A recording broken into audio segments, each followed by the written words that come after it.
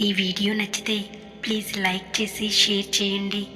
నా ఛానల్కి సపోర్ట్గా ఉండండి. ఈరోజు నువ్వు పిలిస్తే రానోళ్ళు రేపు నీ పిలుపు రాలేదని ఏడ్చే రోజు రావాలి. వ్యక్తుల్ని ఆరాధించడం మాని వ్యక్తిత్వాన్ని అభిమానించడం మొదలుపెట్టినప్పుడే ఈ సమాజం మారుతుంది. ఆకలితో ఉన్న జంతువు కన్నా అత్యాశతో ఉన్న మనిషి చాలా ప్రమాదకరం. ఈ రోజుల్లో మన ఎదురుగా ఉన్నవారికన్నా మన పక్కన ఉన్న వాళ్లతోనే జాగ్రత్తగా ఉండాలి. నీ మనసు ఎప్పుడు గాయపడుతుందో నీ మెదడు అప్పుడే ఆలోచించడం మొదలు పెడుతుంది. బంధాలు కలిపేది మాటే, బంధాలను తెంచేది మాటే, గాయాలు చేసేది మాటే, గాయాలను మాన్పేది మాటే, ప్రాణం పోసేది మాటే, ప్రాణం తీసేది మాటే. అందుకే మాట్లాడే ముందు జాగ్రత్త.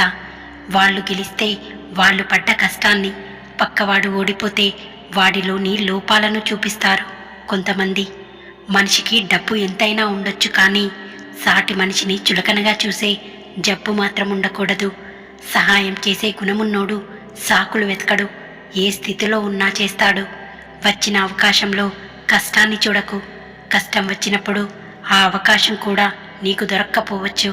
నువ్వు జీవితంలో ఎప్పుడు గెలుస్తావంటే నీకు గెలవడం తప్ప వేరే ఆప్షన్ లేనప్పుడు. సహాయం కోసం ఎదురు చూసింది చాలు. నువ్వు సహాయం చేసే స్థాయికి ఎదగడానికి ప్రయత్నించు. హద్దుకు మించి ఆశపడినా అవి దొరికిన తర్వాత కూడా నువ్వు అనుభవించలేవు. ఎప్పుడు ఉండే బాధలే ఎప్పుడైనా బాధపడొచ్చు. అందుకే అప్పుడప్పుడు వచ్చే ఆనందాలను అప్పుడే అనుభవించు. నీ స్థాయిని పెంచుకోవడం కోసం ఎదుటివాడి స్థాయిని తక్కువ చేయకు. ఎందుకంటే నీ స్థాయిని నీకు గుర్తు చేసే వాళ్ళుంటారు. నువ్వు పడ్డ కష్టాన్ని కూడా వాళ్ల ఖాతాలో వేసుకునే వాళ్ళుంటారు ఈ సమాజంలో. నీతో నవ్వుకుంటూ మాట్లాడి నువ్వు చెప్పిన మాటలన్నీ ఇతరులకు చెప్పి నిన్ను నవ్వుల పాలు చేసేవాళ్ళుంటారు. జాగ్రత్త. మీరేమంటారు? వీడియో నచ్చితే ప్లీజ్ లైక్ చేసి షేర్ చేయండి.